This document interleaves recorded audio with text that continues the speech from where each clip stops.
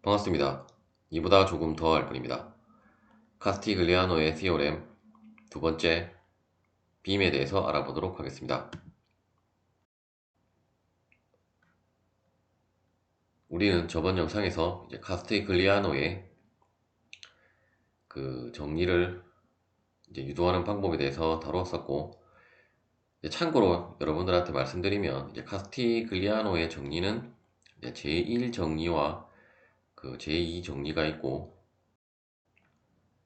우리가 지금까지 다루었던 이제 이 공식은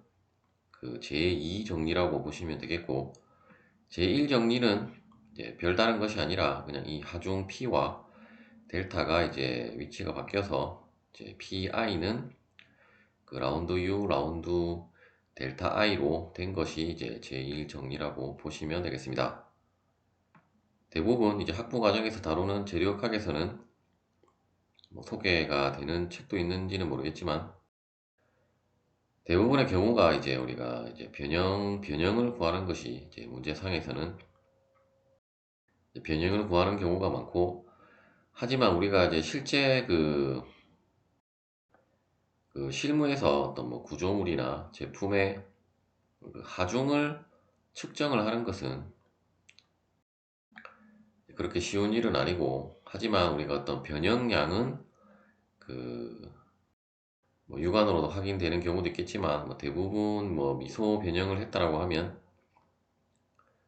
우리가 어쨌든 이제 크기를 가지고 있으면 그 크기를 우리가 측정을 할 수 있기 때문에 어떤 그러한 측정을 통해서 이제 역으로 뭐 하중을 알아내거나 이제 그 물체 내부의 이제 응력들을 이제 계산을 하는 경우가 더 많다라고 보시면 되겠고, 따라서 이제 어차피 그 카스티글리아노라는 사람이 뭐 어떤 이제 뭐 이론 물리학자도 아니고 그 엔지니어 출신이었기 때문에, 따라서 이제 그 어떤 이제 변형량을 통해서 하중을 구하는 개념으로 이제 접근한 것은 어떻게 보면 뭐 당연하다라고 볼 수도 있겠고, 또한 우리가 이제 비례 한도에서는 이제 그래프가 선형이 되면 그 이제 P 델타의 관계에는 이제 어떤 식으로 에너지를 계산을 해도 그 동일한 값이 나오기 때문에, 따라서 이제 뭐 우리가 탄성 한도에서는 뭐 제1 정리나 제2 정리나 그 구분하는 것이 뭐 크게 의미는 없다라고 이제 보시면 되겠습니다. 빔에 있어서 이제 스트레인 에너지라고 하는 것은 다음에 인테그랄 2EI분의 m제곱 dx였고, 따라서 이제 델타 i라고 하는 것은 이제 이 스트레인 에너지를 어떤 이제 그 P가 아니고 이제 제 i점에서의 이제 하중을 이제 편미분한 것으로 이제 델타를 계산을 할 수가 있는데,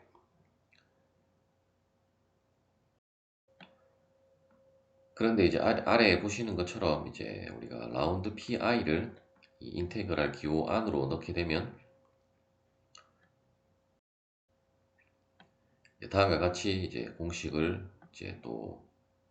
다르게 우리가 표현을 할 수 있고, 이렇게 표현이 된 것을 이제 modified 그 카스티글리아노 티오렘이라고 하고, 우리말로 하자면 뭐 수정된 이제 카스티글리아노 정리라고 이제 보시면 되겠습니다. 빔에 있어서는 우리가 이제 처짐량과 처짐 각 두 개를 이제 우리가 계산을 해야 되는 경우가 많고, 이제 자세히 또 폼을 보시면 우리가 가상일의 정리에서 다뤘던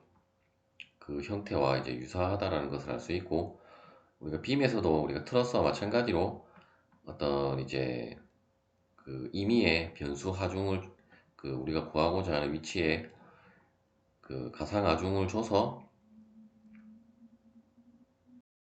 이제 그 하중을 이제 그 하중에 대한 이제 모멘트 방정식을 우리가 구하고, 이제 그 구한 모멘트 방정식에서 이제 P는 0을 대입한 것을 이제 M으로 계산을 하고, 나머지 이제 P가 변수로 들어간 부분은 이제 P에 대해서 이제 편미분을 해서 이제 그 값을 곱해서 어차피 EI는 우리가 이제 뭐 상수라고 하면 뭐 적분기호 밖으로 나갈 수도 있을 것이고, 만일에 어떤 구간별로 다르다라고 하면 구간별로 여러분들이 이제 적용을 해주시면 되겠고, 대부분은 뭐 빈 같은 경우는 이제 그 일정한 경우로 나오는 경우가 많기 때문에 이제 m 곱하기 라운드 m 라운드 p dx를 0부터 l까지 이제 적분한 것에다가 이제 ei를 나눠준 것이 이제 델타라고 보시면 되겠고, 만일에 이 값이 일정하다라고 하면 우리가 이제 그 탄성 곡선의 처짐 그 방정식에서 다루었던 것처럼 이제 ei 델타는 뭐 인테그랄 0부터 l까지 m 곱하기 이제 라운드 m 라운드 p dx로 해서 계산을 하셔도 되겠습니다. 그리고 이제 처진각 시타는 우리가 이제 가상일법에서 어떤 가상 하중을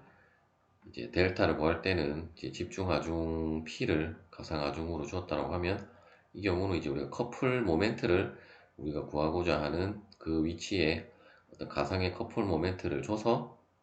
이제 그 커플 모멘트에 대해서 다시 이제 그 방정식을 이제 편미분을 한 거라고 이제 보시면 되겠고,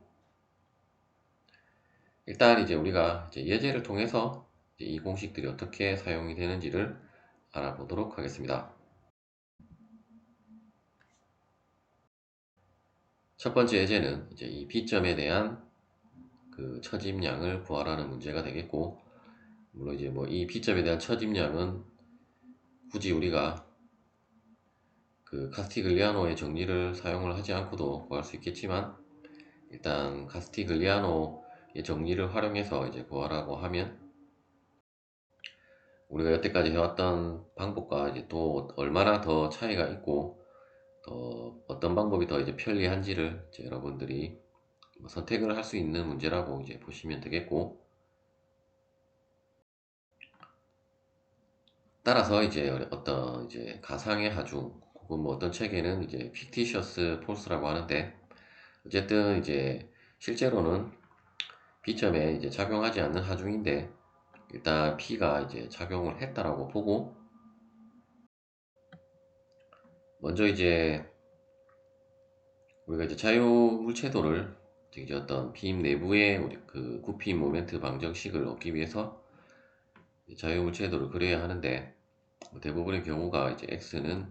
그 왼쪽부터 출발을 하기 때문에 이제 왼쪽부터 우리가 임의의 x만큼 갔을 때를 이제 빔을 잘랐을 때에 이제 굽힘 모멘트와 전단력은 다음과 같고, 이제 뭐 전단력은 굳이 우리가 필요는 없고, 이제 m에 대해서 우리가 식을 한번 작성을 해보면, 일단 이 점에 대한 그 모멘트 평형은 일단 방향이 두 개가 같기 때문에 그 다음과 같이 이제 작성이 되게 되고, 따라서 이제 m은 마이너스 2 오메가 x 제곱 마이너스 px가 되게 되고, 따라서 이제 이것을 p에 대해서 편미분한 값은 이제 마이너스 x가 되겠습니다. 따라서 이제 델타 b는 이제 B점에 대한 처짐량이 되게 될 것이고, 이제 그 공식에 의해서 이제 인테그랄 0부터 l까지 이제 m 라운드 p 곱하기 이제 ei 분의 이제 dx인데, 우리가 이제 ei는 컨스탄트라 했기 때문에 굳이 뭐 이 안쪽에 표시하기보다는 뭐 인테그랄 기호 밖으로 여러분들이 이제 표시를 하시는 것이 더 좋겠고, 따라서 이제 계산을 해보면 일단 이제 여기에 들어가는 m은 이제 이 m을 대입을 한다라고 여러분들이 생각을 하면 안 되고, 항상 이제 이 첫 번째 오는 뭐 m이나 뭐 n이나 t나 이런 것들은 이 하중 가상의 하중 p가 이제 적용하기 전에 이제 실제 이 빔에 있어서의 이제 하중에 대한 그 모멘트 방정식에 대한 식이 들어가야 된다라고 보시면 되겠고, 이 뒷부분만 우리가 이제 실제 어떤 p에 대해서 그 편미분한 값이 이제 들어간다라고 보시면 되겠고, 물론 이제 이 부분도 이제 계산을 할 때는 원래는 이제 P가 0이 되는 값을 넣어야 되는데, 대부분의 경우 P 제곱이 나오는 경우는 없기 때문에 그냥 뭐 굳이 이제 여러분들이 뭐 P가 0이 들어간다라고 그까지 뭐 생각을 안 해도 되겠지만, 이제 엄밀하게는 여기 들어가는 값도 이제 P가 0인 값이 이제 들어간다라고 보시면 되겠습니다. 따라서 이제 각각의 값을 대입을 해서 이제 0부터 L까지 적분한 값은 이제 8EI분의 오메가 L 4제곱이 됨을 알 수 있고, 실제로 이 값은 여러분들이 이제 테이블에 찾아보시면 뭐 테이블에 찾아볼 수도 있고, 혹은 우리가 이제 처짐에서 다루었던 이제 여러 가지 방법을 다루었는데, 그러한 방법으로 한번 계산을 해 보시면 실제로 이제 이 값이 똑같이 나온다는 것을 알 수 있고, 따라서 이제 어떻게 보면 뭐 이 외팔보 균일 분포하중이 작용하는 외팔보 문제에서는 어떻게 보면 가장 간단하게 이제 어떤 처짐량을 구할 수 있는 이제 방법이라고 할 수도 있겠고, 하지만 이제 굉장히 혁신적으로 보이지만 결국 제한 사항이 어떤 선형 탄성 구간에서만 적용이 되기 때문에, 이제 그러한 한계로 인해서 여러분들이 뭐 실무에서는 뭐 활용하는 일은 거의 이제 없다라고 보시면 되겠습니다.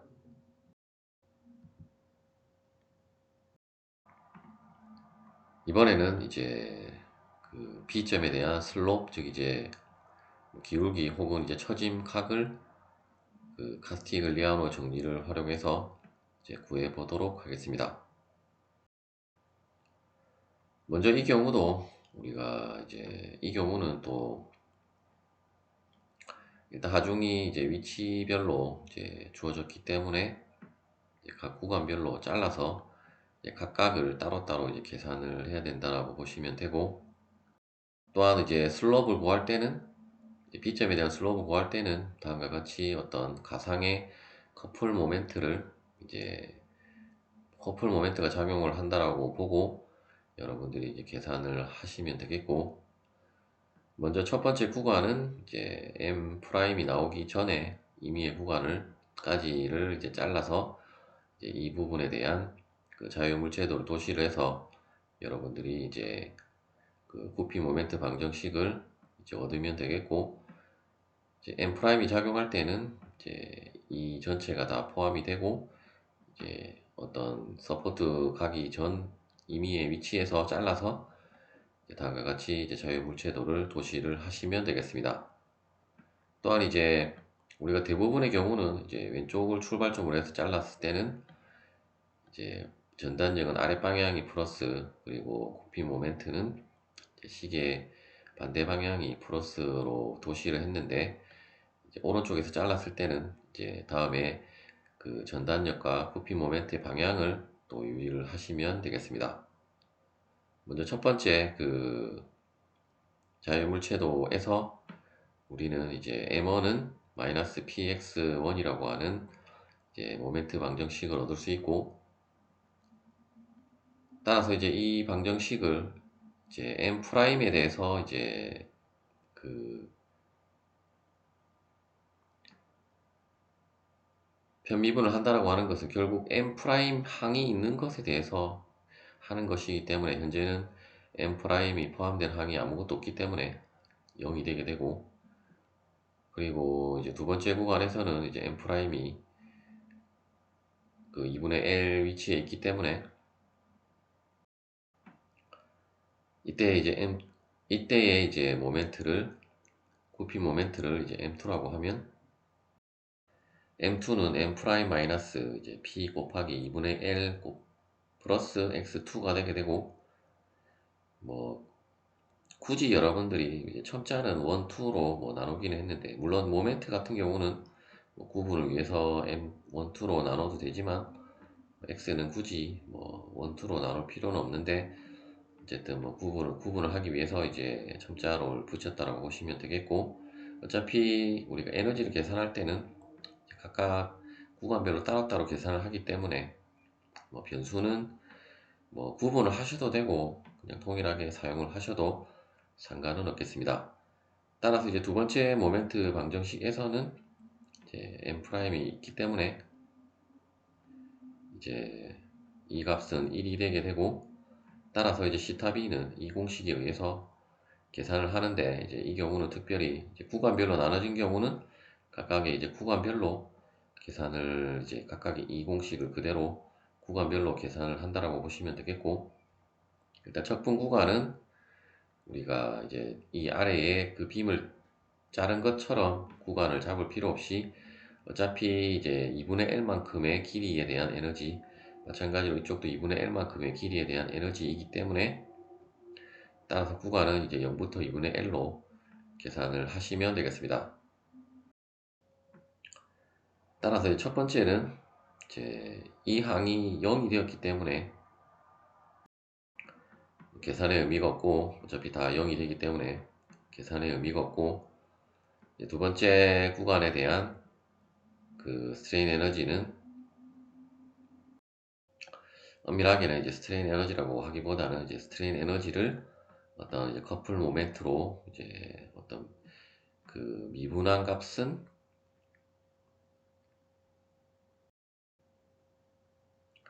일단 형태는 이제 다음과 같이 이제 주어졌을 뿐, 그 의미는 실제로 의미는 이제 결과값은 우리가 처짐 각으로 나오는 것이기 때문에 이제 그 의미를 여러분들이 이제 아시라고 말씀을 드리는 것이고, 따라서 이제 이 경우도 우리가 이제 m에는 실제 우리가 그 계산했던 m'은 0을 대입을 한 값으로 이제 그 대입을 하시면 되겠고, 어차피 이 값은 뭐 계산한 값 그대로 대입을 해서 이제 계산을 하면 마이너스 8EI분의 3PL 제곱이 되겠습니다.